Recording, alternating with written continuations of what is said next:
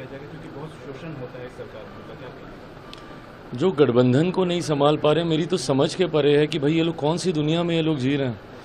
यहाँ पे आज की तारीख में जब दूसरे चरण का नामांकन हो गया है, इस तरीके की बातें करके अपने बिखरे हुए या कोलैप्स गठबंधन के ऊपर जो ये लोग पर्दा डालने का प्रयास कर रहे हैं, हम जब सरकार में आएंगे, हम जब सरकार में आएंगे, हम ये करेंगे, हम वो करेंगे। प्रभु आप आइएगा कैसे सरकार में? ऐसा गठबंधन आज तक कभी भारत के राजनीतिक इतिहास में हम लोगों ने नहीं देखा, जहां पे घटक दल एक दूसरे के सामने है। दूसरे चरण का और फाइनल नामांकन की पूरी प्रक्रिया समाप्त हो चुकी है, उसके बावजूद भी अभी भी नहीं पता कि कौन कितनी सीटों पे चुनाव लड़ रहा है, नहीं लड़ रहा है।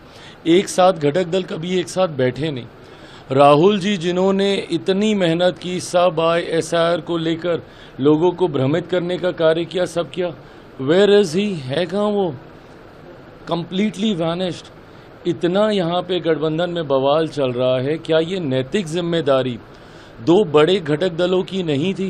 क्या ये राहुल जी और नेता प्रतिपक्ष बिहार में तेजस्वी, इन दोनों की ये नैतिक जिम्मेदारी नहीं थी कि दोनों एक साथ बैठें और गठबंधन में जितने भी बॉटलनेक्स हैं उसको क्लियर किया जाए, इन सारे जितनी भी उलझने हैं उनको सुलझाने का प्रयास किया जाए? ये तो गंभीरता का अभाव दिखाता है। ये तो शरीर से दिखाता है कि शायद कांग्रेस सीरियस ही नहीं है बिहार के चुनाव को लड़ने को लेकर। और ये हो भी सकता है, जिस तरीके से पिछले लोकसभा में कांग्रेस को राजद के द्वारा सीटें देने पे दबाया गया, हो सकता है संभवतः कांग्रेस को ऐसा लग रहा हो कि भैया एक बार फिर अगर इस बार ये मजबूती से अगर आ गए तो 2029 जो कि शायद राहुल जी के लिए ज़्यादा महत्वपूर्ण चुनाव है, शायद उसमें हम लोग को और दबाया जाएगा। इसलिए इससे अच्छा है कि गठबंधन का भ्रम बना रहे। अगर किसी को नुकसान होता है महागठबंधन में तो हो जाए।